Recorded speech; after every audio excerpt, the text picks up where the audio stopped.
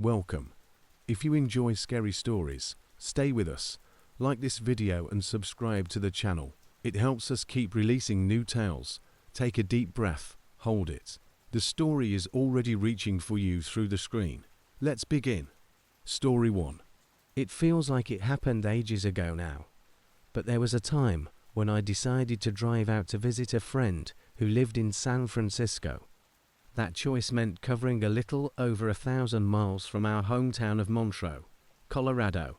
I mapped the trip out carefully, drive straight through Utah in a single day, stop for the night at a Holiday Inn in a small Nevada town called Eerie, and then finish the rest of the drive to San Francisco the following morning after getting some proper sleep and a solid breakfast. In the end, I arrived safely and more or less on schedule, but that didn't mean the trip itself was calm or uneventful, as strange as it sounds. Before that drive, I had never actually been to Utah. It was less than 100 miles west of Montreux, but whenever I left town, I almost always headed east toward Boulder or Denver instead. I knew from experience that eastern Colorado could feel empty and isolating, but Utah was on an entirely different level. Once I passed through a town called Delta, the scenery began to feel unreal, like it belonged in a science fiction film. 4 hours on end, the highway was nothing but a long, straight line stretching endlessly through desert terrain. Roughly 30 to 40 minutes after leaving Delta behind, I suddenly realized I had made a serious mistake. I hadn't stopped for gas when I should have. As I watched the fuel needle sink closer and closer to empty, a growing sense of panic crept in. The absolute last thing I wanted was to break down in such a remote, desolate place. That's why the sight of a road sign ahead brought instant relief. It was the first sign of civilization I'd seen since Delta Lone gas station notice that read, "Last chance for gas -5 miles." I literally thanked God out loud. Not long after that, I spotted what appeared to be a small town emerging on the horizon, pressed tightly against the highway. The town consisted of a handful of rundown buildings with cracked windows and peeling paint. It wasn't inviting or pleasant by any stretch of the imagination, but in that moment it was a very welcome sight. As I pulled into the station, gravel crunched beneath my tires. There were no cars, no people at the pumps, and no indication of movement inside the small store attached to the station. When I turned off the engine, the silence hit me all at once. I scanned my surroundings and realized the entire town was unnervingly still. People often describe desert towns as sleepy, but I distinctly remember thinking this place felt less asleep and more like it was in a deep coma. When I approached the pump, I noticed immediately how old it was, the kind of relic you almost never see anymore. The fuel nozzle was heavy, solid, the kind of equipment clearly built to last for decades. But when I tried to pump gas, nothing came out. I shook the handle, tapped it lightly against the pump, hoping that might get something going, but there was no response at all. It felt as if the pump itself were completely empty. Assuming there must have been some trick to operating it that only an attendant would know, I decided to head into the gas station to find help. The door creaked as I pushed it open, and the bell overhead rang far louder than seemed reasonable. Inside, everything looked ancient. The snacks on the shelves were relics from decades past, brightly colored candies I hadn't seen since childhood. The cash register looked like something pulled from another era, heavy, metallic, with oversized buttons. Faded posters lined the walls, advertising movies and events from what looked like 2001. That immediately struck me as odd, because this trip took place in the fall of 2009. I called out, but my voice echoed through the space and answered. On the counter sat a newspaper dated 8 years earlier, covering some local festival. Behind the counter, a calendar hung frozen on the exact same month and year, June 2001. It was right then that the uneasiness really began to settle in. I checked the back room, where the door stood slightly ajar. Inside, the signs of abandonment continued. A mug sat with dried coffee residue stuck to the bottom. A coat still hung on the back of a chair. A radio was plugged in, but produced no sound at all. I found a ledger with its final entry dated the same day as the newspaper. It was as if everyone in town had simply vanished on that particular day. When I stepped back out front, I noticed a playground across the street through the window. The swings moved gently back and forth in the breeze, but the area was completely empty. No kids, no adults, no signs of recent life. By the time I made my way back toward my car, my fear had been overtaken by an intense curiosity.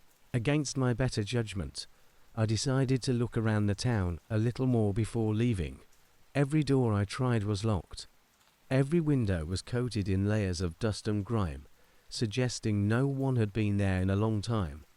One house, however, had its front door partially open. Inside, it looked as though the occupants had stepped out briefly, fully expecting to return moments later, but never did. A book lay open on the couch. A glass sat nearby, its contents long dried out, mold clinging to the rim. Upstairs, a child's bedroom was scattered with toys, as if playtime had abruptly ended and never resumed. I knew I didn't belong there, but I felt compelled to look anyway. As I backed out of the child's room, two thoughts battled fiercely in my mind. The first was a sudden wave of clarity. What on earth was I doing, wandering through someone else's home like this? I even tried to rationalize it, imagining that the residents were all off at some county fair, while I, some complete stranger, was trespassing like a lunatic. As ridiculous as that explanation sounded, it showed just how desperately the mind tries to avoid going into full panic mode. The second thought, however, was far more urgent and frightening. Something terrible had happened here, and if I didn't leave immediately, whatever it was might happen to me too. I rushed back to my car, overwhelmed by the feeling that I was being watched. Even though I was almost certain the town was completely abandoned, I tried my phone, no reception. I turned on the radio, nothing but static. Technically, I knew I was likely in some kind of dead zone, but that knowledge didn't help much. As I started the car, I worried that I might run out of gas and end up stuck there. Still, the unease I felt made staying even one more minute far worse than the risk of breaking down. By sheer luck, I had just enough fuel to make it across the state line and reach Ellie. When I pulled into a Chevron station, I was running on fumes, I'm not exaggerating. As I filled up, I noticed my phone finally showed a signal. Since it was still common, then to see signs asking people not to use cell phones at gas stations. I went inside to ask the clerk if I could use their phone. That also gave me a chance to ask about the abandoned town I just passed through. The clerk had no idea what I was talking about, which didn't really surprise me. What did surprise me, however, was how calm and matter-of-fact the deputy sheriff sounded when I called his office back in Utah. The clerk knew enough to tell me that if I'd been on Route 50, I must have passed through Millard County. After checking the phone book, I called and spoke with a deputy who immediately recognized the place I described. The town was called Millburg, and it had been abandoned 4 years. Though even he didn't seem to know the full reason why, I asked to speak with someone higher up and was placed on the phone with the deputy sheriff. He was open in some ways, but noticeably guarded in others. When I told him about stopping in the town, he laughed lightly and said, "Oh yeah, you must have been in Millburg. That place has been empty 4 years." He assured me there was nothing dangerous about it. Despite its unsettling appearance, there was nothing sinister going on. According to him, the area had been scheduled for demolition for quite some time, but permit issues had delayed it. In the meantime, Millard County simply had its own accidental ghost town, one that occasionally attracted tourists who enjoyed being creeped out by abandoned places. His explanation actually put me at ease, and I felt a little embarrassed for having worked myself into a mild panic. But just before we ended the call, I asked him why Millburg had been abandoned in the first place. There was a pause. Then he asked if I was a reporter. When I told him I wasn't, he suggested that if I really wanted to talk about it, I was welcome to stop by their office in Fillmore. He added that he preferred discussing it face to face, rather than over the phone. Maybe I'm paranoid, but that invitation felt like a bluff. I got the impression he didn't actually expect me to show up, and he was right. I continued on towards San Francisco and arrived only about an hour behind schedule. The experience stayed with me for the rest of the day. That night, my friends and I talked it over, and they all agreed that while something unfortunate probably had happened in Millburg, it wasn't worth fixating on. The authorities were aware of it, and the sheriff's caution around reporters made sense. One friend framed it as a case of my imagination running wild after stopping somewhere I shouldn't have. I pointed out that if I just filled up in Delta, like I was supposed to, I would have flown past Millburg without a second thought. My friend told me to live in that version of events to pretend I'd never seen the place at all. When it comes to towns that vanish, he said, sometimes ignorance truly is bliss. That advice helped for a few days. Eventually, though, the trip came to an end, and I had to make the drive back the same way.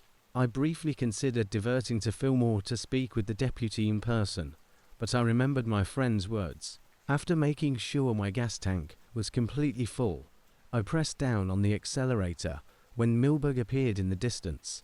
I shot through the town in barely 2 or 3 seconds and didn't look back, not even once. Story 2. My grandfather served as a Texas Ranger back in the days of the Great Depression.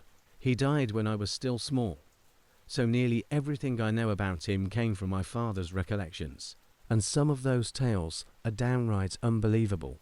But this is the story that stayed with me more than any other. As you might guess, the Great Depression forced a lot of ordinary people into crime just to survive, and those who were already making dirty money had to push things further just to maintain the lifestyles they had grown attached to. As a result, Cochran County practically turned into the bank robbery capital of West Texas. Banks and credit unions in Morton, Whiteface, and Bledsoe were getting hit constantly, sometimes more than once in a day. Often, the Bledsoe credit union robbers would try to escape by slipping across the New Mexico border, but eventually federal agents figured out they were blazing down Highway 125. They stationed officers around Tantum to intercept them, but not everyone tried outrunning the law on that road, and far more criminals were slipping through the cracks than my grandfather and the other rangers were comfortable with. At one point, my granddad was tracking a particularly nasty bank robber across the state. The man had shot a female clerk when she startled him, so tips were flooding in from anyone who thought they spotted the guy or his getaway vehicle. One tip came from a man who claimed he was almost certain he had seen the suspect's car parked outside a remote little motel called the Yellow Rose. Grandad drove out there to speak with the owners. The place was run by a friendly elderly couple who were essentially living out a quiet semi-retirement in the middle of nowhere. They explained that the motel had once been fairly busy before the stock market crash, but by 1932 it was basically just their home. Hardly anyone came by anymore, and when guests did, the couple didn't even keep records. People paid 50 cents, picked any room they wanted, and left whenever they wished. My grandfather said the two of them were sweet as could be. They answered every question he and his partner asked, let them inspect the property from top to bottom, and promised to reach out if they remembered anything helpful. But as far as they knew, the suspect had never stayed there, and even if his car had been spotted in the lot, he certainly hadn't checked in. Grandad thanked them, suggested they start keeping records just in case, and he and his partner moved on to pursue other leads. But the trail fizzled, and soon enough they had to shift focus to other fugitives. A few months later, while tracking a suspect in an unrelated robbery, the Yellow Rose Motel popped up again.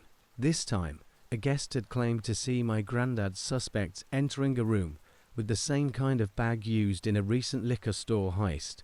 Once again, it seemed like they were closing in, but when they arrived at the Yellow Rose, it was déjà vu. No records, just a faint memory of the man after they were shown a photo. Beyond that, the couple had nothing helpful to offer. By then, my grandfather and his partner didn't necessarily suspect the couple of wrongdoing, but they were definitely getting frustrated. Maybe their age and pleasant nature excused some forgetfulness, but still Grandad felt that if this were any other motel, he'd already have his suspects in cuffs. Another few months passed, and then of course the Yellow Rose showed up in witness statements tied to yet another armed robbery. So my grandfather and his partner drove out again, but this time the couple's story didn't line up. The witness said the suspect looked nervous and reluctant to leave his room, which meant the older man had to keep going back and forth to help him with various issues. He admitted to speaking with the guest, but at first acted confused about which guest the Rangers were referring to. Then, when my grandfather asked whether he'd seen the man well enough to recognize him, he lied and said he hadn't. My grandfather and his partner kept their cool.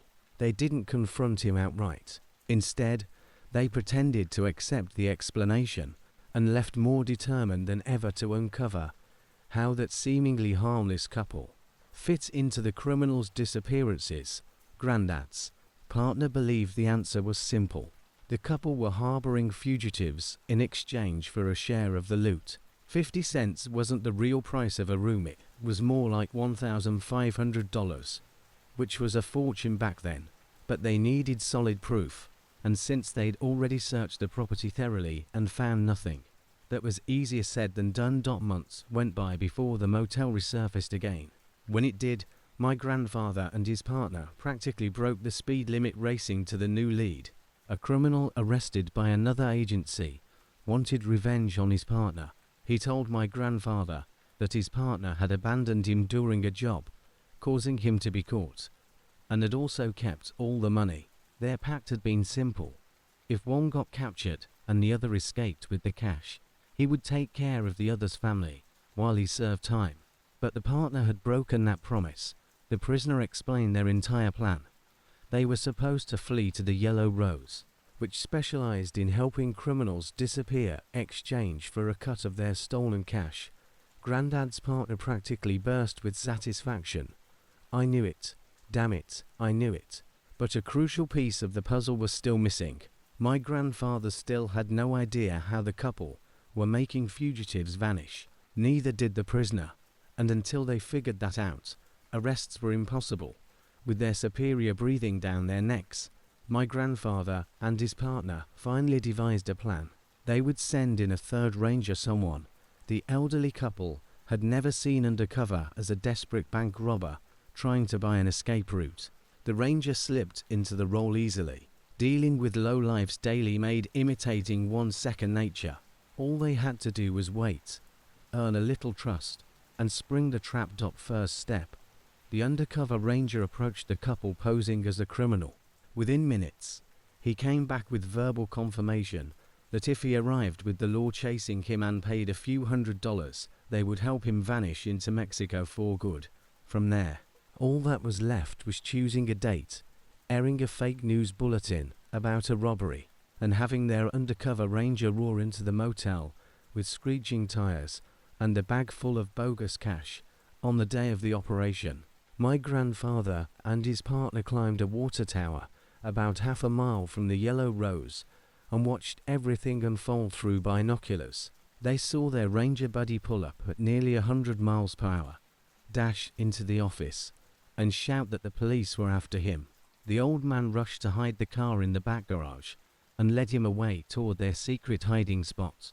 The plan was simple. Once they showed him how fugitives were hidden, he'd pull his gun, slap on the cuffs, and arrest them both. But then 30 minutes passed, then an hour, then to dot with no radios or wires back then. My grandfather and his partner had no choice but to wait, growing more anxious by the minute. Eventually, they gathered everyone, rangers, deputies, to federal agents who rushed in from planes and stormed the property to search it again. It was the bloodhounds that found him, and not because they were trained to find people. They were trained to sniff out blood, and they found plenty. Behind the garage, where the fugitives' cars were usually stored, sat an old rusted-out truck.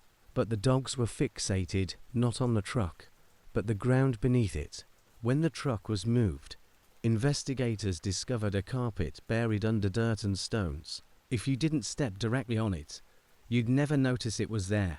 Beneath the carpet was an iron hatch leading into what we'd call a bunker today.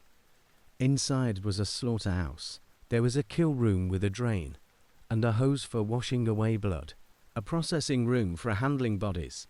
But they weren't disposing of the bodies secretly at all, quite the opposite. They were embalming and varnishing them like a taxidermist would, keeping the skin from decaying. After the bodies were preserved, dressed and groomed, the couple arranged them in a small room, as though they were lounging together. The worst part is that, according to the couple, they didn't do it for pleasure.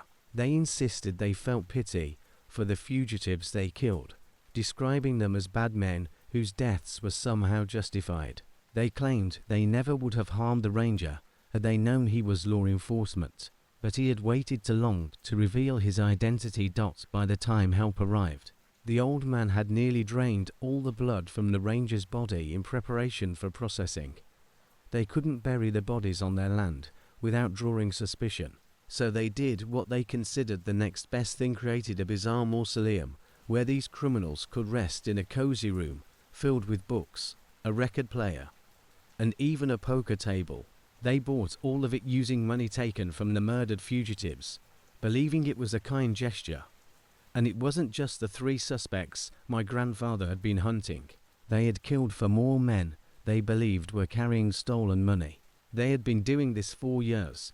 It was a massive story in Cochran County at the time, but it never made headlines elsewhere, since there was no long, dramatic trial. The old man died of a heart attack in his cell, and his wife succumbed to cancer the night before she was scheduled to be arraigned. My father always said that my grandfather never forgave himself for sending that ranger in first. He always said it should have been him, and perhaps that's why he drank so heavily, which is why he died when I was still a child. In the end, that old couple played a disturbingly significant role in my family's history. And it's chilling to think about, especially knowing they genuinely believed they were good people. Story 3. Through the frost-blurred window of his grandfather's car, Cole Chen watched the familiar Cascade Mountains unwind behind them, runs tossed aside. The winter sun drooped low, stretching long shadows over the snow-draped peaks. His breath fogged the glass, and he absent-mindedly traced lines into the mist before wiping them away with his sleeve. Home, what a strange word for someone who had switched schools 3 times in the last 3 years. Your parents would have wanted you to see it again, his grandmother said from the front, her voice carrying that particular lilt that always made Cole's skin crawl. There was something unsettling in the way she said again, less like a farewell and more like the beginning of something he wasn't prepared for. He should never have agreed to come.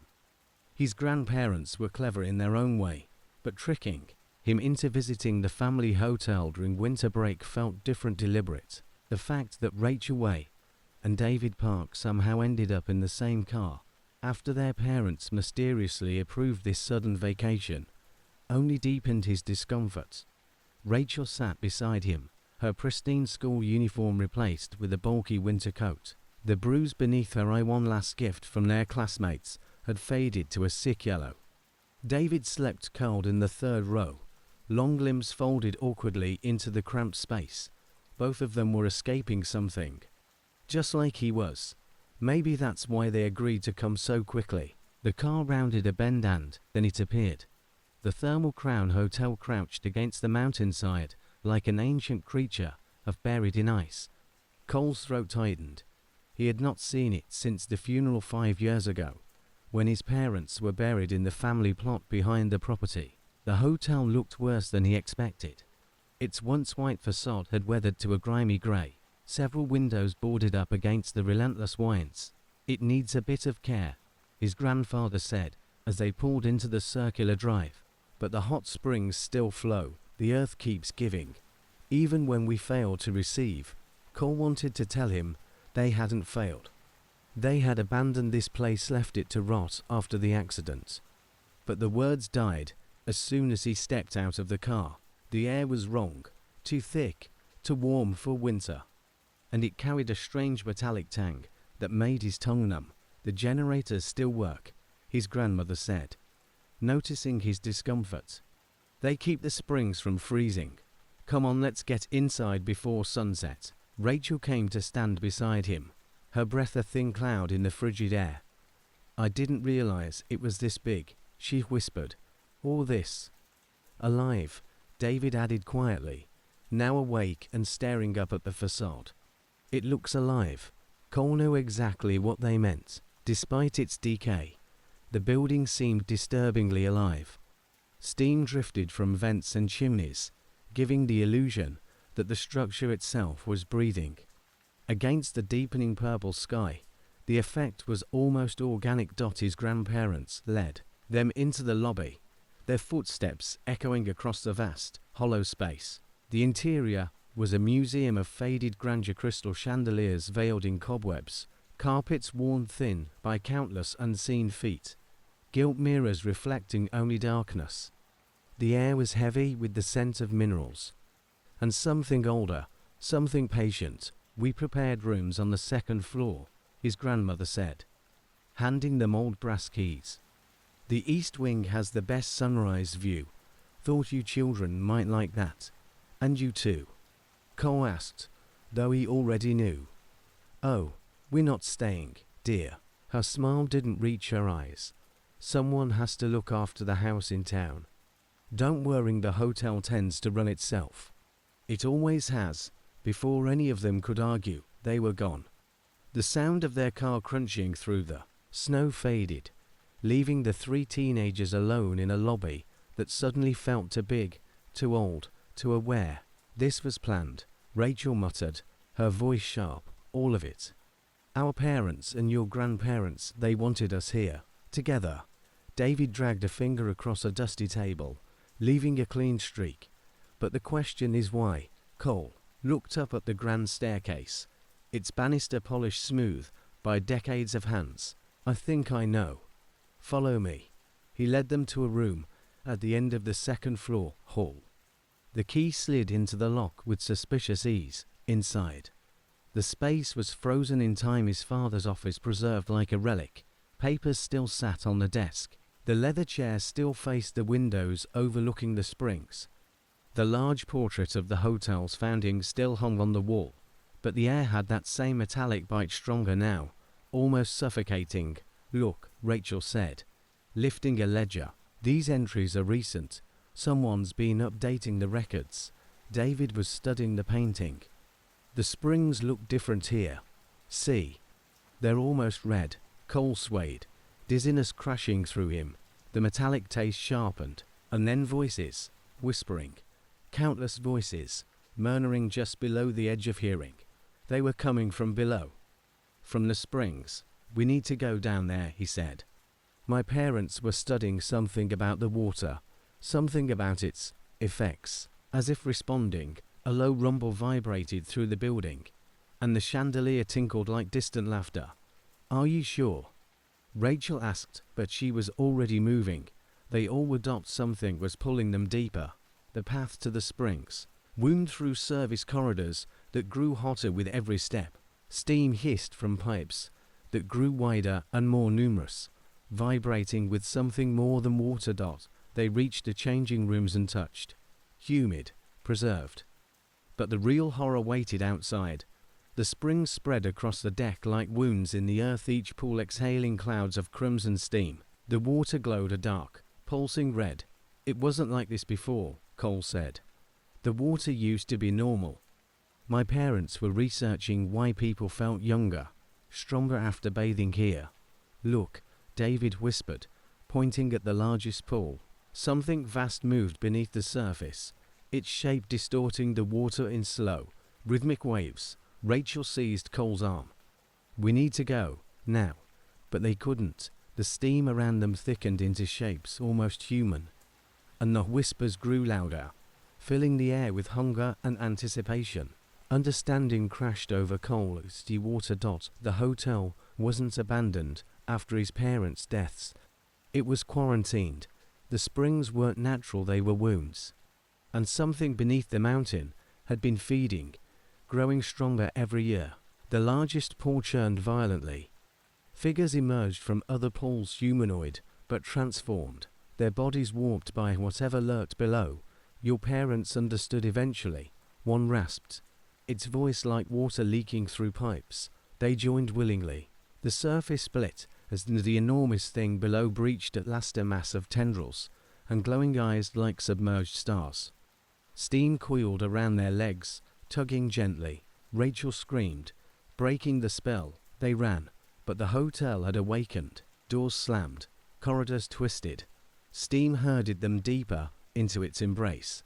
They stumbled into the lobby, but it was no longer the lobby. The mirrors reflected impossible spaces. The chandelier dripped red tears that hissed on the floor. The front doors were gone, replaced by a wall that pulsed like living flesh. David yanked out the ledger. The names, there are hundreds. Guests who never checked out. Rachel tore at the pages. Then we burn it, break the chain. But Cole knew the truth. The hotel had never depended on records. It had always fed through his family, through generations. His parents hadn't simply died. They had been absorbed, becoming part of the intelligence beneath the springs. Their consciousness woven into the whispering steam. The floor softened under their feet. The carpet grew warm, pliant. The walls pulsed with red light, sensing with their racing hearts. They could hear it now. Not voices, a single enormous mind, ancient and patient, awakening fully at last. And they were meant to complete it. The steam surged. Cole felt his thoughts slipping away. He understood why his parents surrendered. There was peace in dissolving into something immense and eternal. Rachel and David clutched his arms, trembling, as their minds brushed the same vast presence. The last thing Cole saw before the steam swallowed him was his reflection in a mirror, his face shifting, reshaping, becoming something that belonged to the hotel. Behind him, reflected endlessly, his parents smiled distorted, wavering like heat over water, welcoming him home. They say the Thermal Crown Hotel still stands in the Cascades, its windows glowing warmly on winter nights. Travelers sometimes report seeing teenagers in the windows, faces pressed to the glass, but no one who enters ever leaves. The springs continue to feed, patient and eternal. Locals avoid the place now.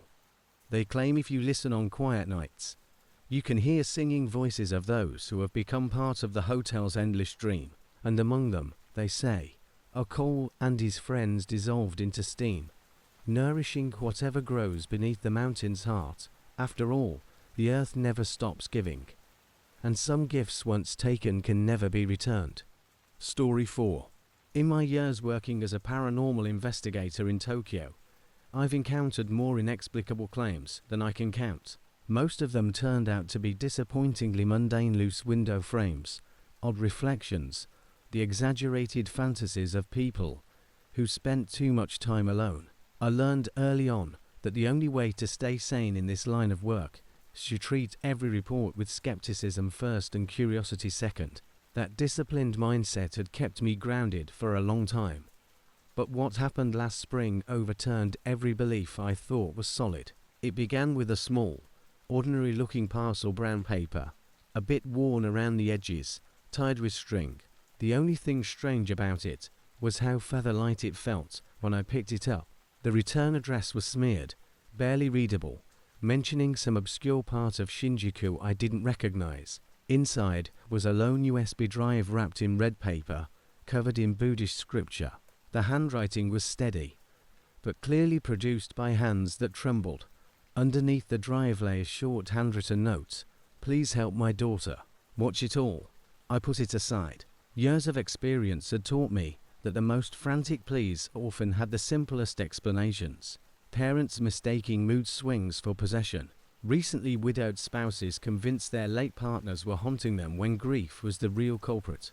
For 3 straight days, the USB drive sat untouched on my desk. Every morning, I brewed my coffee, sat down, opened my laptop and caught myself staring at that tiny device. Something about it disturbed me. The red paper wrapping seemed almost vivid under the office lights, as though the color were quietly leaking into the room. On the fourth day, things changed. When I entered the office, the air felt unnaturally cold. April in Tokyo rarely dips that low. Yet my breath fogged. The USB drive, which I distinctly recalled locking away in the top drawer the night before, now lay in the dead center of my desk. That was when the dreams began.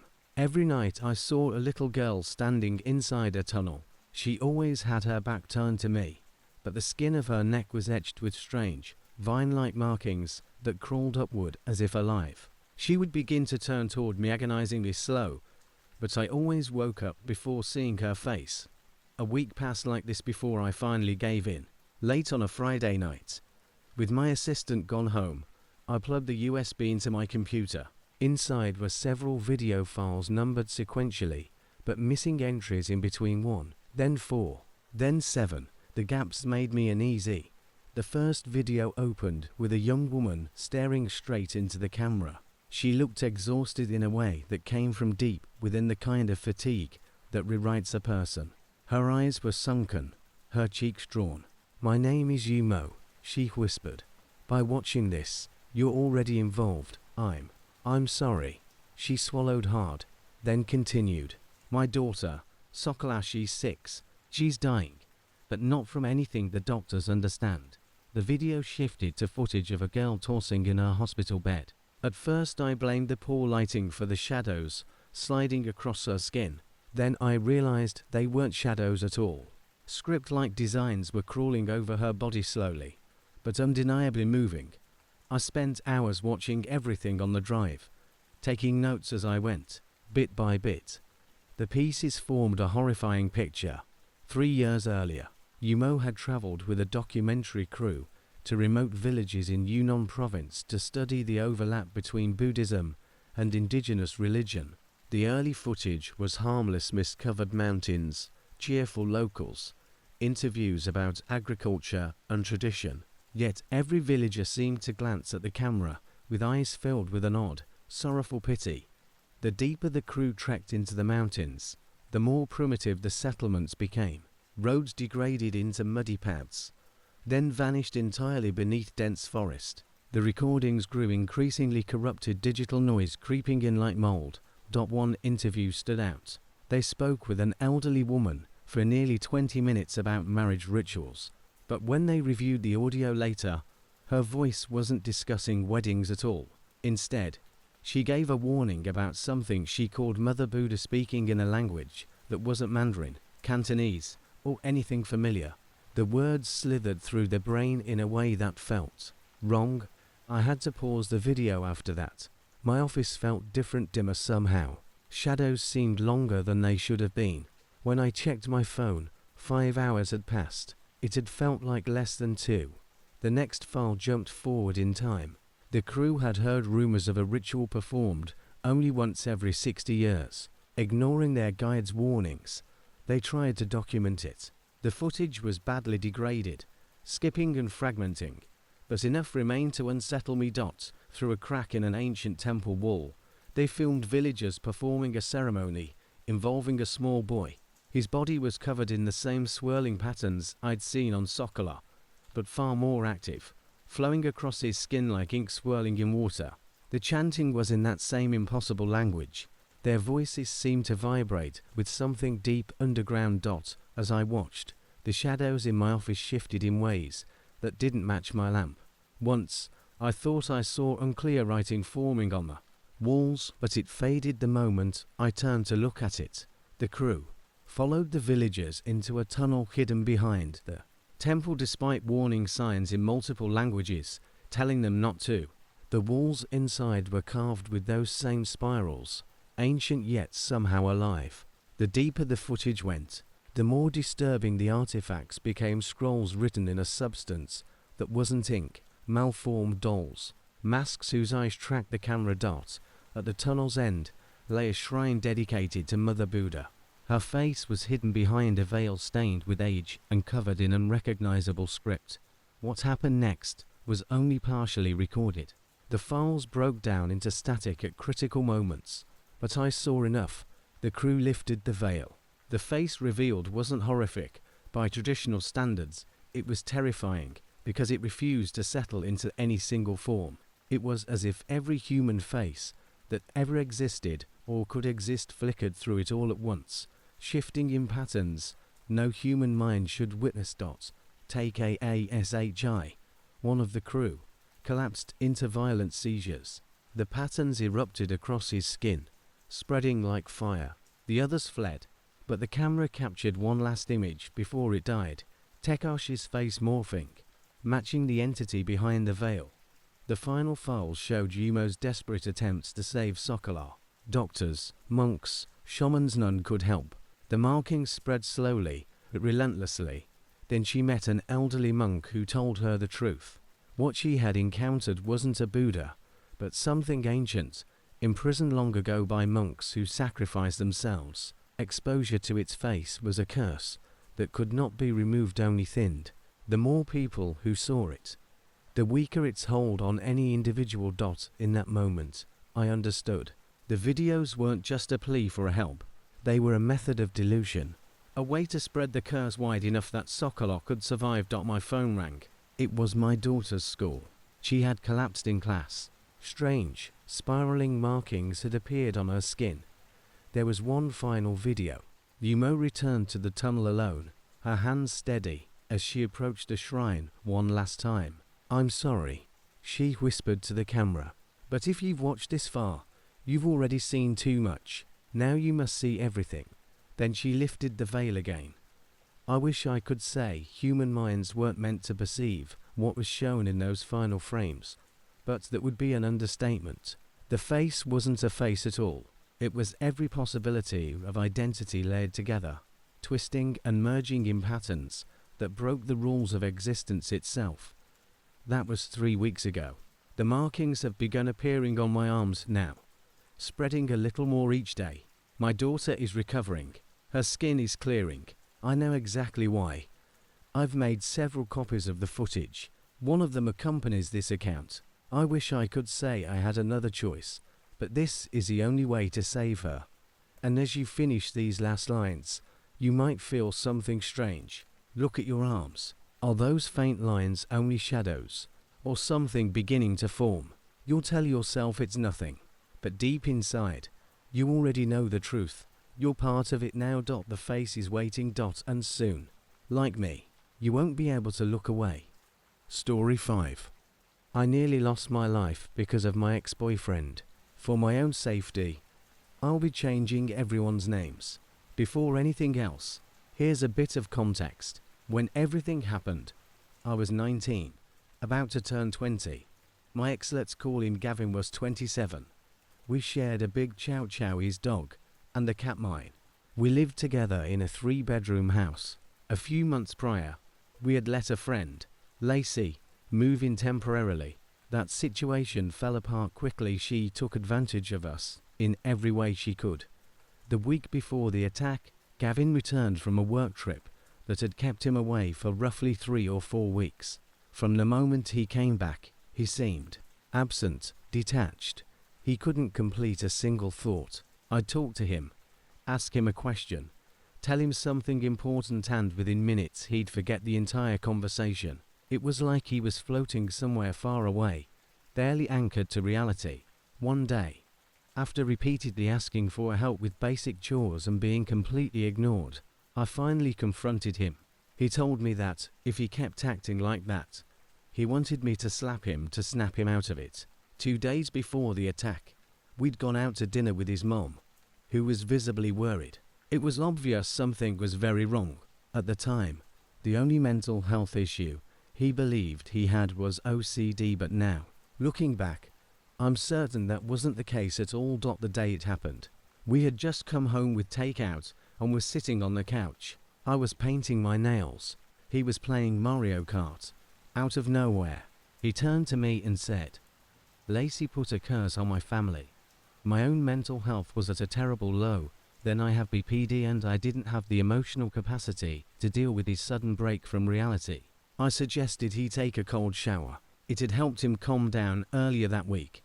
He walked into the bathroom mumbling to himself, and something about the whole moment made every instinct in me flare. I felt unsafe in a way I couldn't explain. I went to the doorway and gently suggested calling his mom, maybe inviting her over for dinner, my way of asking for help without saying it outright. He glared at me and started screaming that he didn't need anyone but me. I walked back toward the living room, calling his mom, when he burst out of the bathroom completely naked.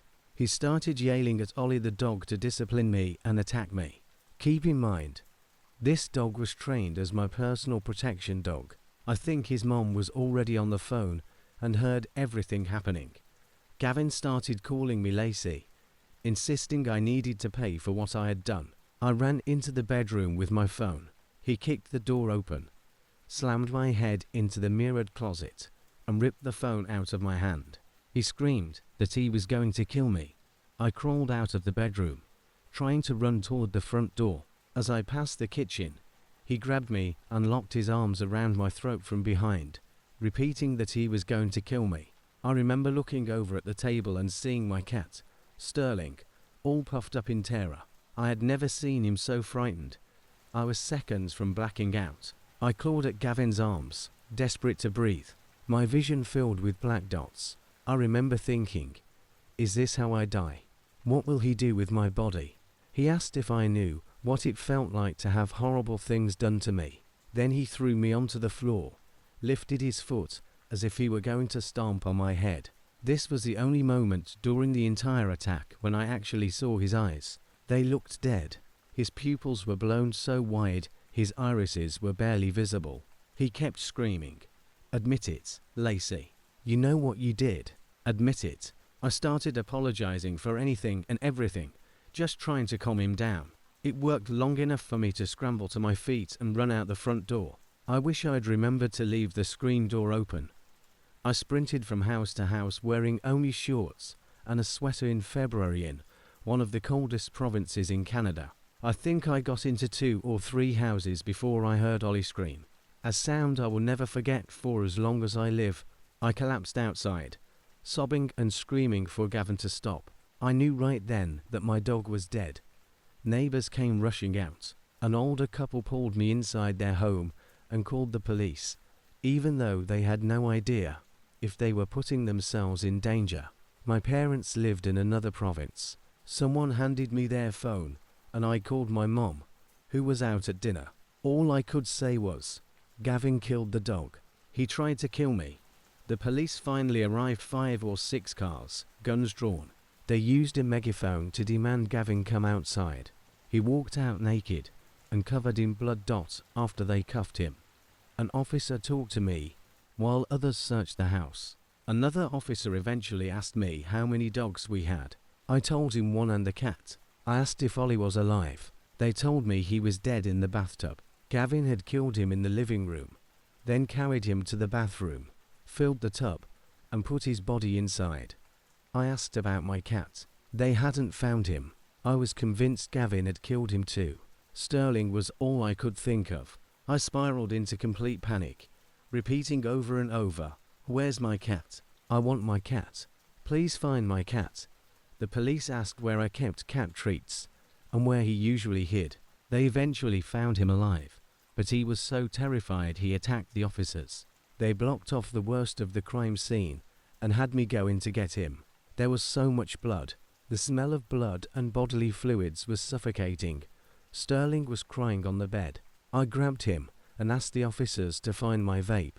As I walked out, Gavin's mom had just arrived. She asked where Ollie was. I told her Gavin killed him. She collapsed, screaming.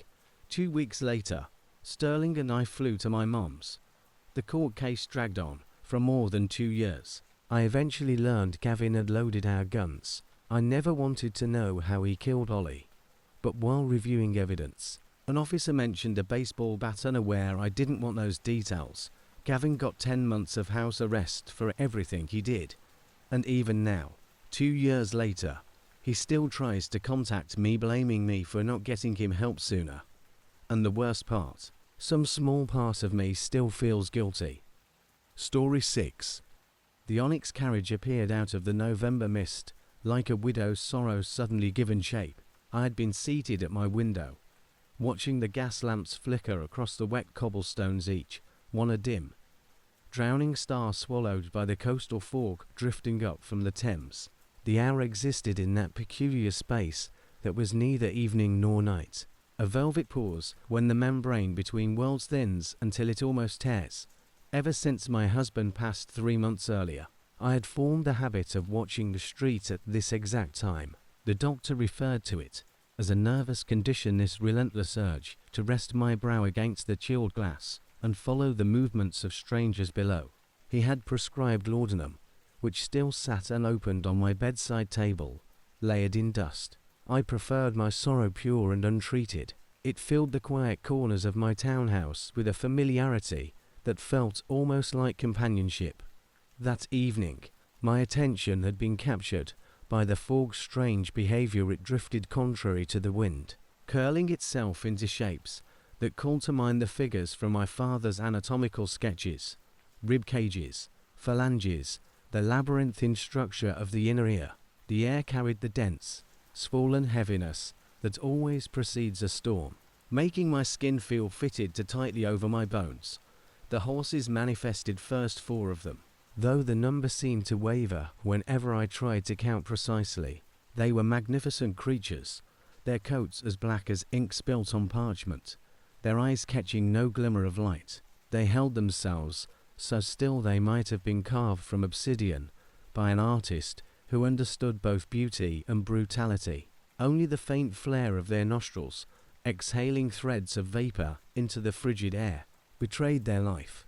The carriage behind them consumed the mist like a living thing, swallowing the fog into its polished lacquer until it gleamed like tar freshly poured. There was no driver perched at the reins, yet the horses stood in flawless formation, their pasture regal, almost disdainful.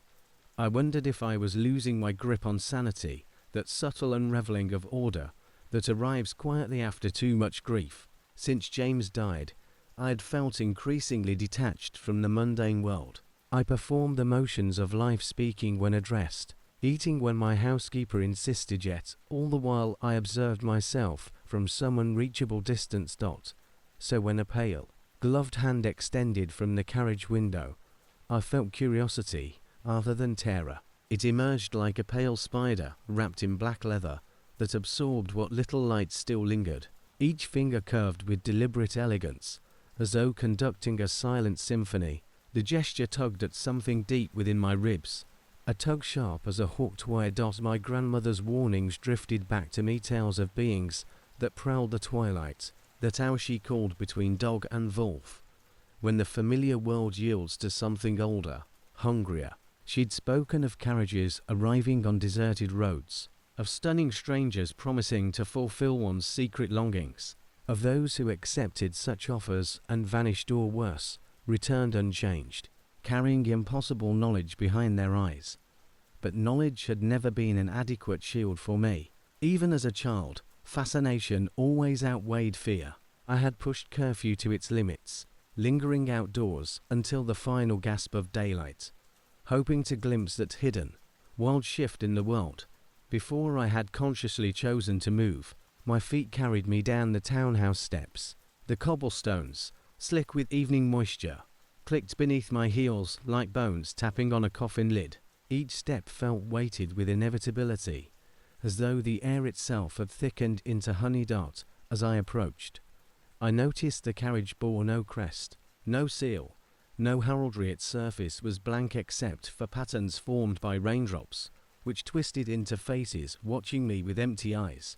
I recognized some: my husband's solemn profile, my grandmother's stern mouth, my own eyes staring back with an expression had never worn while alive.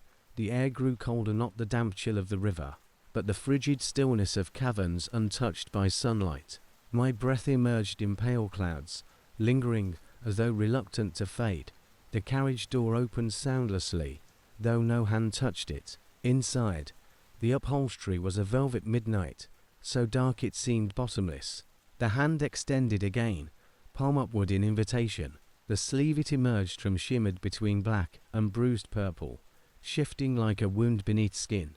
"Come," said a voice that was neither male nor female. It carried the softness of falling leaves, the whisper of silk sliding over bare skin, the final breath escaping cold lips. We have been waiting. I thought of all the tales that started this way, with a beckoning hand, a threshold, a decision that was never a decision at all. I thought of the empty house behind me, of the laudanum resting untouched, of the grey years awaiting me, filled only with propriety and memory. I should have run, or screamed, or prayed. Instead, I placed my gloved hand in that waiting palm and allowed myself to be drawn into the carriage's waiting darkness. The door sealed behind me like the lid of a crypt. Inside, the air smelled of night-blooming flowers, mixed with something metallic and sweet that pressed against my tongue. The darkness felt alive, swelling and contracting with a rhythm like breath. The velvet beneath me radiated warmth, as though it had held countless bodies before mine, yet I sensed I was the first occupant in ages. "You have questions," the voice murmured, now seeming to seep from every corner. "All who enter do, but questions open doors that cannot be closed." I tried to glimpse my companion, but shadows clung to them lovingly, offering only suggestions of form, the outline of a jaw, a flicker of something bright, the hint of lips curved in a near smile. The darkness encoded their shape like a secret. The carriage began to move without swaying, as though the world outside was shifting around us, while we remained fixed. Through the windows, I saw a version of London, twisted into something surreal.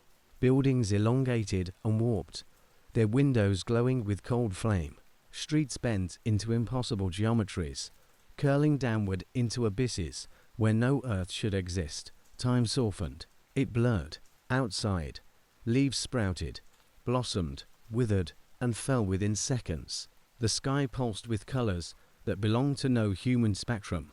"Where are we going?" I whispered, my voice thin with disuse. "To the place you have always been traveling," the voice answered. "From the first moment you coveted the dark, since your earliest taste of fear. Did you believe your husband's passing was coincidence? Your grandmother's warnings mere tales? We have shaped your path since before your first breath." The figure leaned forward, and for the first time, I saw their face clearly. I wish I hadn't. It was exquisite, the way the ocean's abyss is exquisite, terrible and entrancing. Their features shifted like liquid moonlight. Nothing stayed fixed. Beauty decayed into horror. Horror blossomed into allure.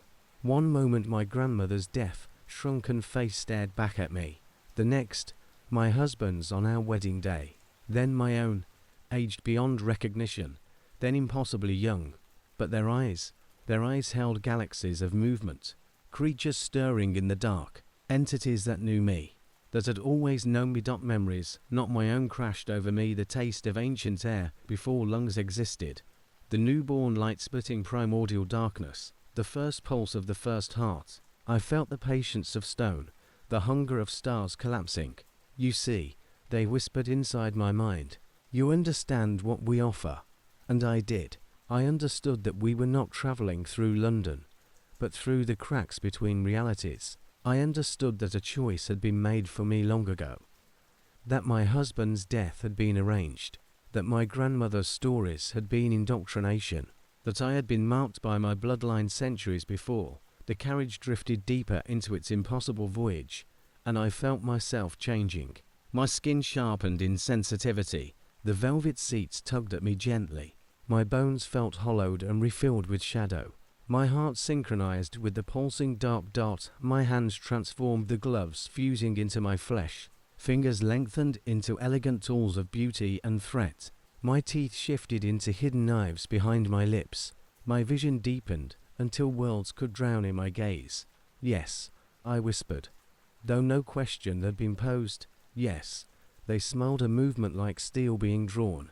Their hand touched mine again, and my flesh unraveled and rewove itself into something no longer human. Pain bled into pleasure until they were indistinguishable. I understood then. My grandmother had not sought to protect me. She had prepared me. She had ridden this carriage before me. Perhaps she waited among the shadows still. And so we ride, through the endless night. Sometimes the gas lamps catch my reflection, my moonlit skin shifting like water. My eyes deep enough to swallow light. My smile sharpened to a weapon. When the fog thickens, We pause beneath lonely windows where someone stands longing for something unnamed. I extend my gloved hand, guiding another soul toward transformation. They always accept. They always have. They always will. For we have wonders to reveal. And the carriage is forever hungry, just as the darkness is forever craving its children. We who travel the fractures between moments possess all the time in existence, and somewhere, in a forgotten townhouse, a full bottle of laudanum gathers dust beside a window where no silhouette will ever watch the street again. Story 7. My husband had stayed unusually close with his childhood best friend, let's call him John, well into their adult lives. They had met back in grade school and had been bonded ever since, practically brothers. When I first started dating my husband and finally met John, I remember thinking what a genuinely pleasant person he was.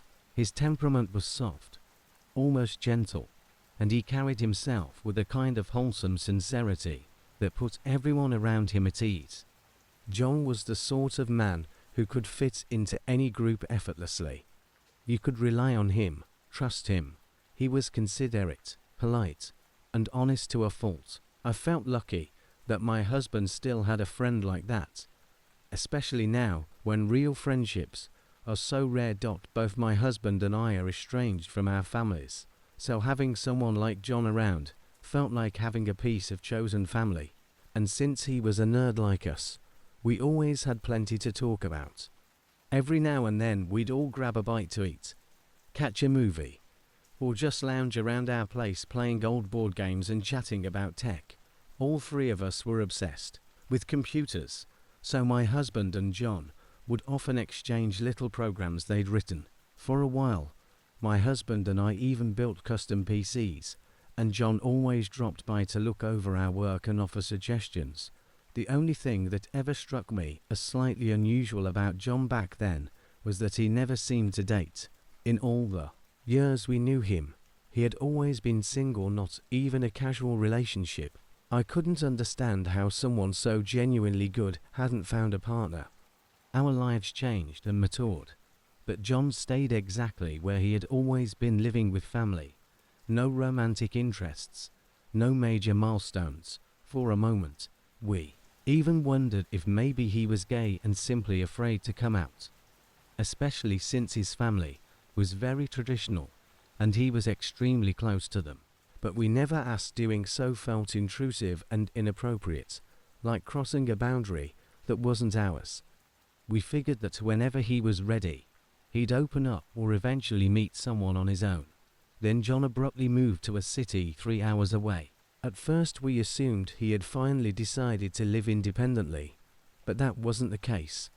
His older sister had bought a home there for her eventual retirement, and since she wasn't retiring yet, she allowed him to stay there temporarily. That's when things began to shift.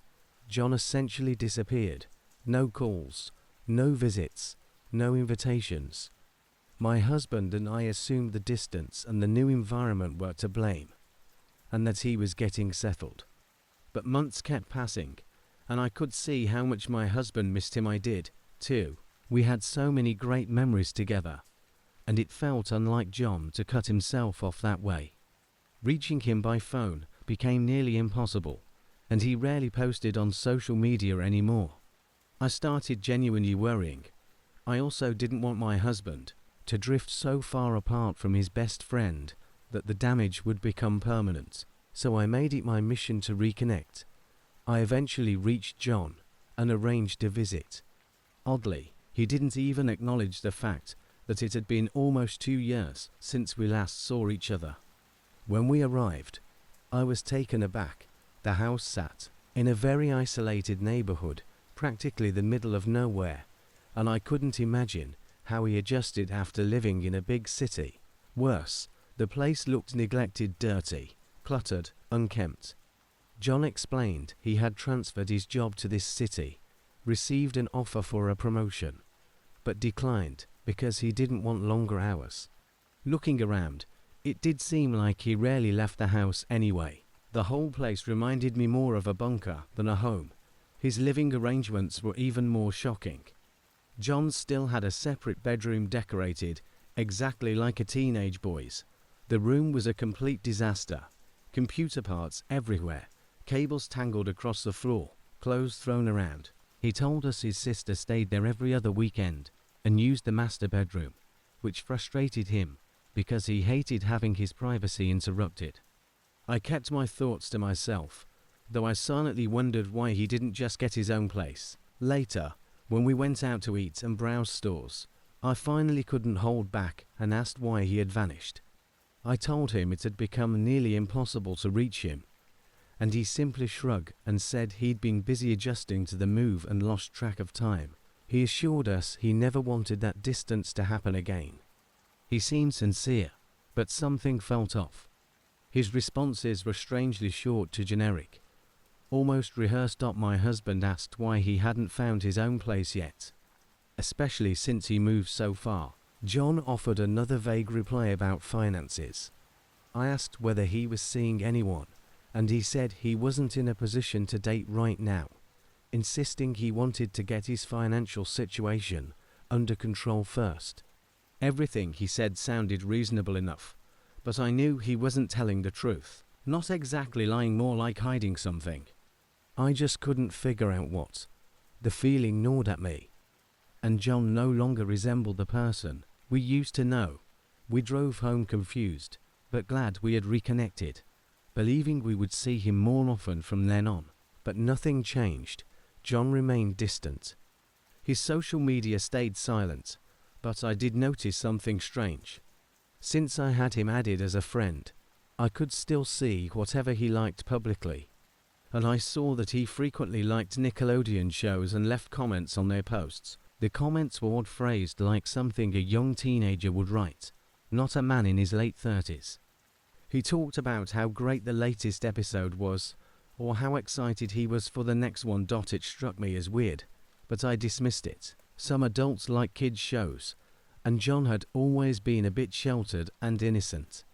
I didn't tell my husband. I wasn't sure why. Something about it felt like snooping, even though I wasn't searching for anything. It was just social media, after all. Over the next few years, John only visited us once and again.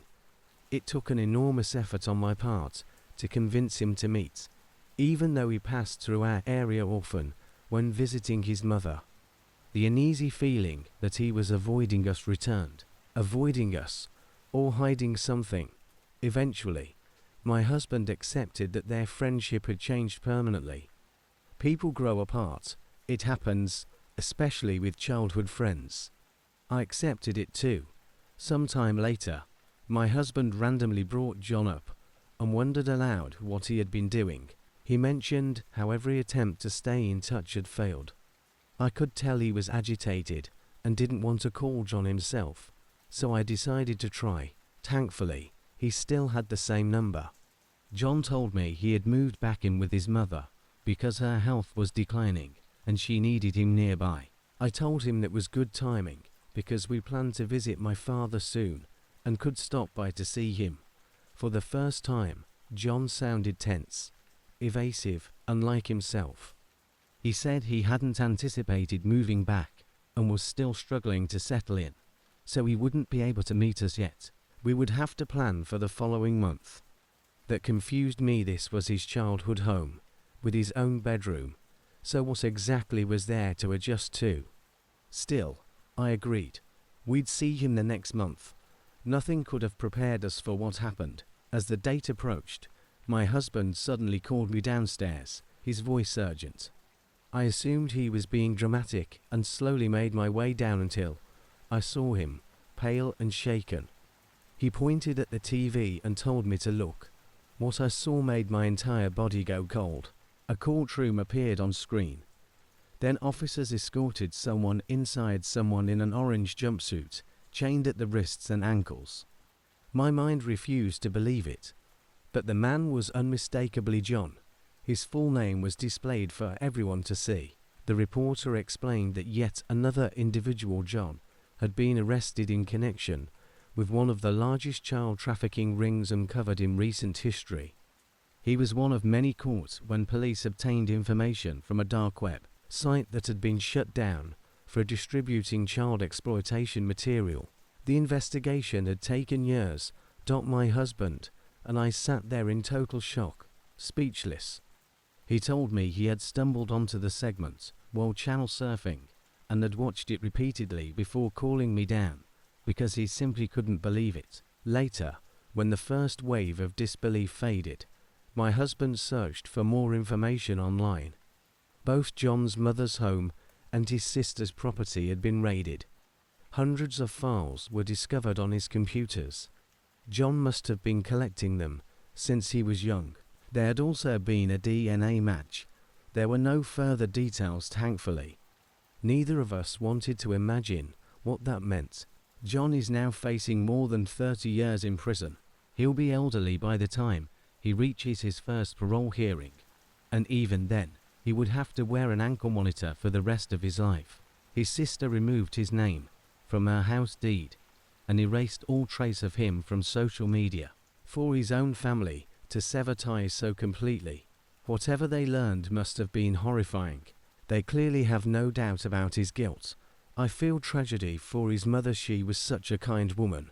She had already lost her sons, and now, in a way, she lost a third. My husband and I deleted John from our contacts and erased every trace of him from our online presence. We cut everything off. We didn't reach out to his family, and we decided we would never visit him in prison. We have too many questions and none of the answers will undo anything. This event shattered something in my husband. He became paranoid, distrustful, unwilling to make new friends. And I don't blame him.